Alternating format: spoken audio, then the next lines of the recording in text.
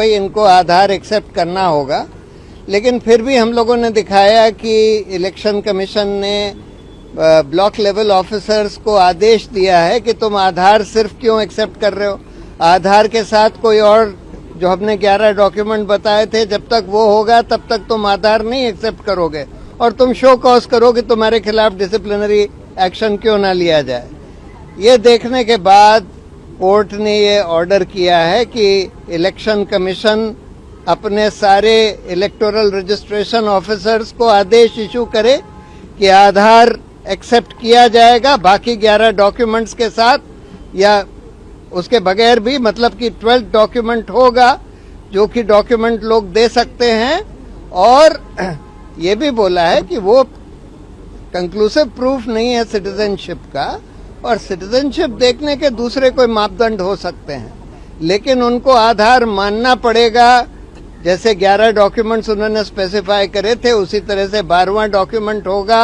और अगर कोई जना सिर्फ आधार भी अपना देता है वो मानना पड़ेगा। और ये भी बाद में शायद आदेश दिया है कि इसको पब्लिसाइज भी करना होगा, या तो एक तो इंस्ट्रक्शंस इशू करें सारे ऑफिसर्स को कि आधार लिया जाएगा, और दूसरी बात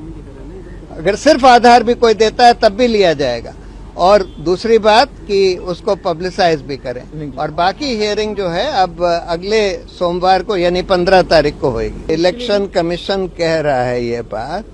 वो तो दिखा भी नहीं रहे हैं कि भाई क्या डॉक्यूमेंट अपलोड करे गए हैं, किस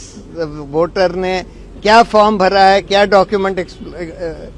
अपलोड करे हैं। देखिए ये तो इसी से क्लियर है कि ये जो फॉर्म्स हैं ये इलेक्शन कमीशन ने खुद ही भरकर डाल दिए कि जो आवेदन आए हैं एक्सक्लूजन के, उसमें से बहुत सारे आवेदन हैं कि हमको क्यों इंक्लूड कर लिया ड्राफ्ट लिस्ट में, हम तो यहाँ रहते नहीं हैं, या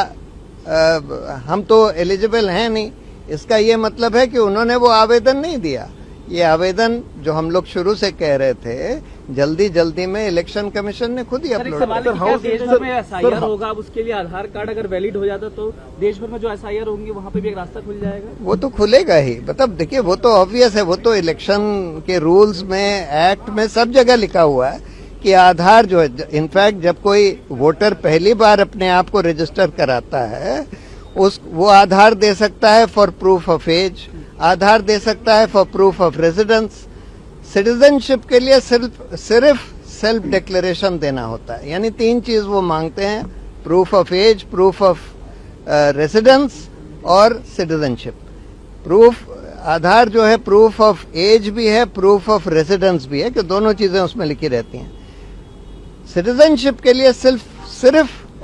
सेल्फ डिक्लेरेशन देना होता है, आप बस डिक्लेयर कर दें कि हम सिटीजन हैं। तो जिन लोगों ने भी ये फॉर्म भरा था उन लोगों का ये तो डिक्लेरेशन ही माना जाना चाहिए कि भाई उन्होंने डिक्लेयर कर दिया है कि वो सिटीजन है, इसीलिए वो अपना नाम वोटर्स लिस्ट में डालने के लिए आवेदन दे रहे हैं।